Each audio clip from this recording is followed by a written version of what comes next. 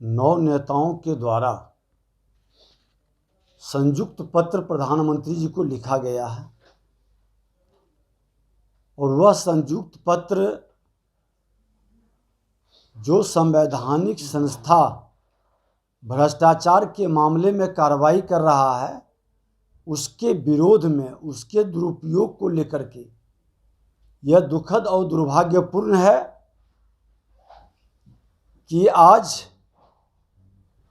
भ्रष्टाचार के मामले में वही लोग इस पत्र में साइन किए हैं जो प्रत्यक्ष या अप्रत्यक्ष रूप से कहीं न कहीं उन पर इन संवैधानिक संस्था के द्वारा एक्शन लिया जा रहा है। देश के अंदर देश के प्रधानमंत्री माननीय नरेंद्र मोदी जी ने लाल किला से जब ये घोषणा किए थे कि भ्रष्टाचार मुक्त राष्ट्र बनाएंगे, उसी समय से इन लोगों की घबराहट बढ़ गई और उस घबराहट के कारण कहीं न कहीं जब एक्शन शुरू हुआ है तो ये लोग आपस में जिस तरह से गठबंधन बनाने लगे हैं और भ्रष्टाचार से एक तरफ प्रधानमंत्री भ्रष्टाचार मुक्त राष्ट्र बनाने का कल्पना को साकार कर रहे हैं, दूसरी तरफ ये 9 पार्टी के 9 विपक्षी दल के नेता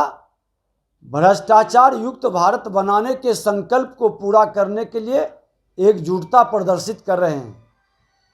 आज इन विपक्षी पार्टी में जो प्रधानमंत्री जी को संयुक्त पत्र वीआरएस प्रमुख चंद्रशेखर राव, जेएनकेसी प्रमुख फारूक अब्दुल्ला, एआईटीसी प्रमुख ममता बनर्जी, एनसीपी प्रमुख शरद पवार, उद्धव बाल साहेब ठाकरे, यूपीटी के चीफ उद्धव ठाकरे, दिल्ली के मुख्यमंत्री अरविंद केजरीवाल जी, पंजाब के मुख्यमंत्री भगवत मान, बिहार के डिप्टी सीएम तेजस्वी यादव और समाजवादी पार्टी के प्रमुख अखिलेश यादव ने लिखा है।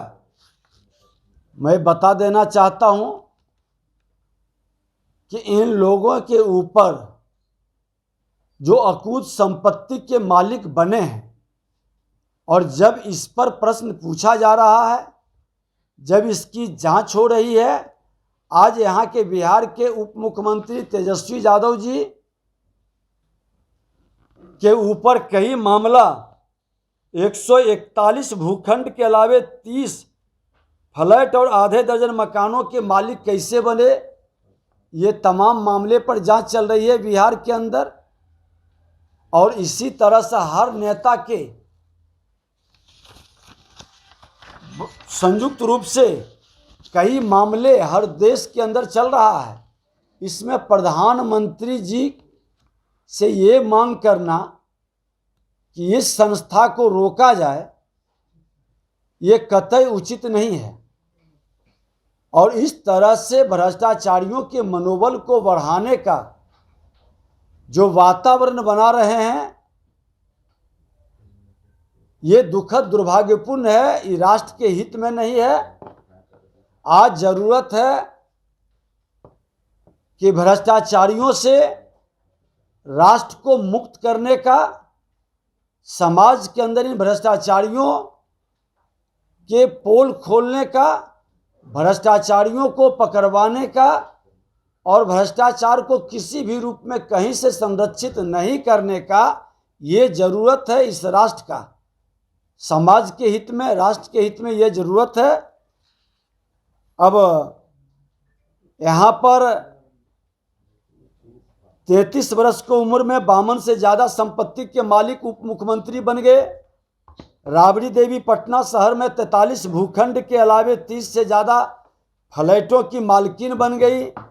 तेज प्रताप 28 और मीसा भारती 23 से ज़्यादा संपत्ति की मालकिन है। तो क्या यह सच नहीं है? और अगर जो सच नहीं है तो माननीय न्यायालय के पास अपना सबूत को रखना चाहिए। माननीय न्यायालय के जजमेंट पर लोगों को भरोसा होना चाहिए। लेकिन इस तरह से देश के अंदर एक माहौल खड़ा करना, एक वातावरण बनाना, जब सीबीआई को पूछताछ के लिए अपने घर पर बुलाएंगे और उसके बाद कहेंगे कि हमको तो तंग करने के लिए आ गए, कार्यालय खोल दें, ये क्या मानसिकता झलकाता है? पब्लिक की झूठी सहानुभूति लेने का या भ्रम की स्थिति पैदा करने का संवैधानिक संस्थानों के विरुद्ध। और ऐसे भ्रष्टाचारी की मानसिकता कहीं न कहीं हमारे संवैधानिक संस्थानों के विरुद्ध उनकी विकृत मानसिकता झलकती है। जनता के बीच एक भ्रम की स्थिति उत्पन्न कर इन संस्थानों की विश्वसनीयता को कम करने का प्रयास, कहीं न कहीं हमारी संवैधानिक ताना बाना को कमजोर करने का, ये मानसिकता पर अंकुश लगनी चाहिए।